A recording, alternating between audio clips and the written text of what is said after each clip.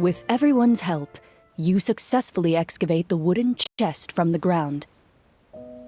Even without opening it, you can tell from the mora and jewels scattered around the chest that it must contain quite the fortune. Makes sense! We worked hard for this. Let's open it and we can share what's inside! I can understand your excitement, Paimon, but think about it. Doesn't it seem like there are people out there who need this treasure more than us? Yeah. Think about all the people suffering in the capital.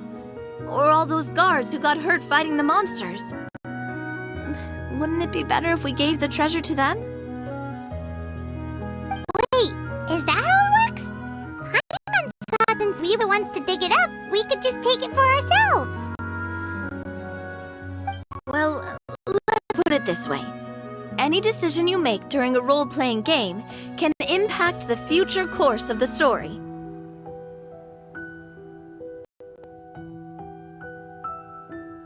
But would the people really believe us?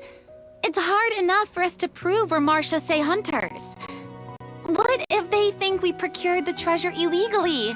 They might get even more suspicious of us. That's definitely something we should consider. Maybe we can come up with an explanation in advance. Well, if donating could cause that much trouble, why don't we use it to buy some gear and fill up on good food? Then we'll be ready to fight even more bad guys. Looks like you're facing a difficult choice once again. Well, it's getting late. Why don't we call it a day for now? Wow! Where did the time go? I'm not sure if it's because I'm having so much fun with you all, or because the story is particularly enticing, but I feel like I could almost keep going. Here, here! Ooh, how about we play through the night? I'm not sure I'll have enough energy for that. Yeah, that won't work for me either. Lynette will give me an earful if I get home too late. I understand how you feel, Navia, but we have to change venues for the next part of the story anyway. Huh? Another location?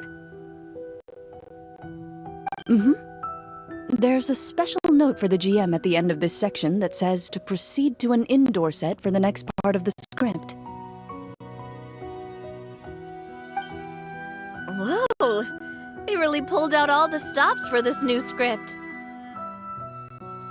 Well, even if we end the game for the day, we can still stay a little longer and hear Clorinde finish her story, right? Paimon wants to hear more about the history of the hunters. Something tells me you just want to finish the free desserts before we break for the day.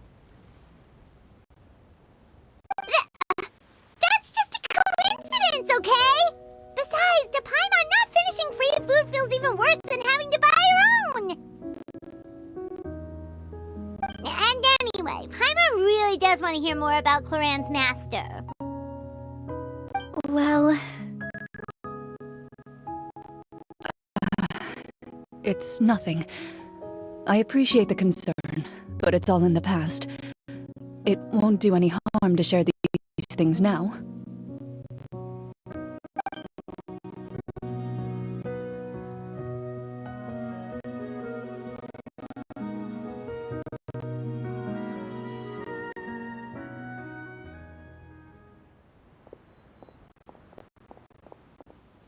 My earliest memories are of living with Master.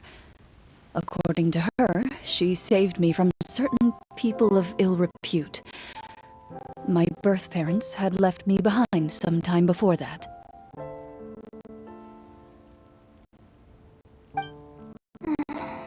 What a heavy beginning for a life story.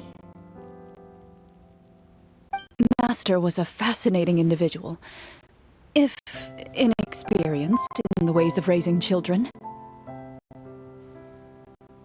My first ever toy was a short sword, although I suppose it wasn't so much a toy as something Master removed from her waist and handed to a noisy child in need of distraction. Wait, so she handed an actual sword to a child? Isn't that dangerous? Did you hurt yourself? Of course I did. I cut my palm and bled quite a lot. But Master was not concerned. She just stood there and casually lectured me about it. "See, that's what you get for not holding the sword properly," she told me. She then crouched down next to me and said, "Give me your hand. I'll teach you to bandage this wound. After that, it's time to learn how to truly hold a blade." Excuse me for asking this, Clorinde, but how old were you exactly when all this happened? Probably around, 3, give or take. 3? Isn't that when most kids are still struggling to hold a fork? As I said, Master was rather inexperienced in the ways of raising children. She believed trial and error was the best way to teach a child what they're capable of. I'm not so sure this is a question of experience. I didn't see anything wrong with her ways at the time. And anyway, children don't get to choose how they're raised. Oh, she did bring me back a pet from Liyue once. It was a Geovishap hatchling. A Geovishap hatchling? For a pet? That seems even more dangerous! What she said was this: "Make sure to get along, you two. If you really can't agree on something, just settle it with a fight. Whoever loses is the real pet." And how old were you when this happened? 5. Well, did you win? No, I lost. So, you're saying you actually became the Geovishap's pet? Yes, but only for a week. By the end of that week, I defeated it in combat, and we've shared a cordial relationship ever since.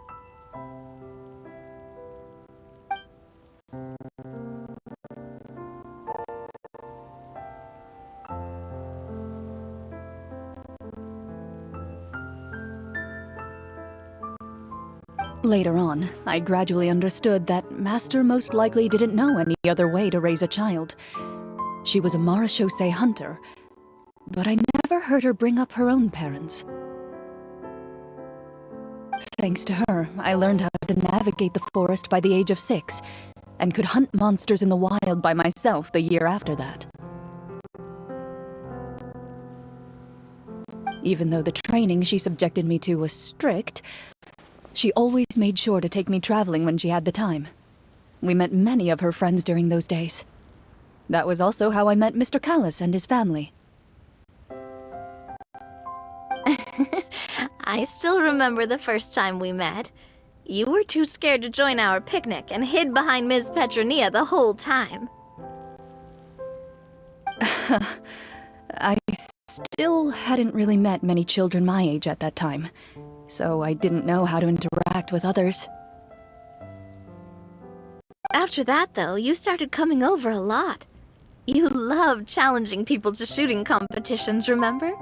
I don't think many members of the Spina ever beat you in one of those. I had a lot of fun during those days.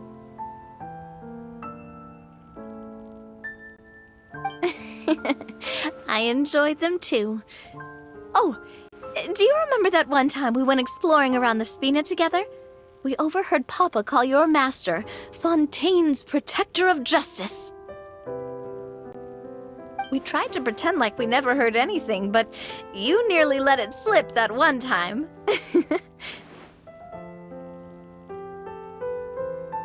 Protector of justice. Oh, wait, you mean that vigilante hero from 20 years ago? The one who is always active at night? Yep, that would be her. She often would put on a black cloak and go out at night. I never knew where she went or what she was doing. Until, like Navia said, we overheard the truth from Mr. Callis that night. 20 years ago, huh? I still remember the guards leaving all kinds of witness reports about her on Nervalette's desk. My apologies. Oh, there's no need to apologize. You had nothing to do with it. And anyway, everything she did was for a good cause.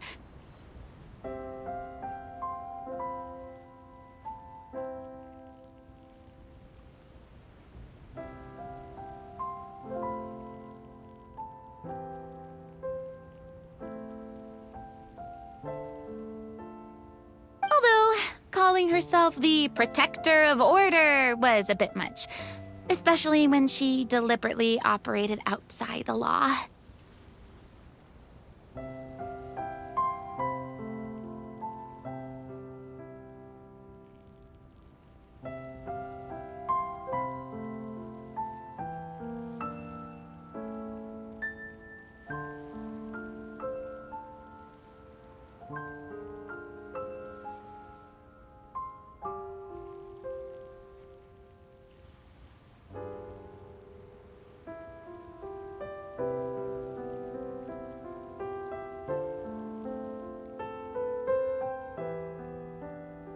Huh?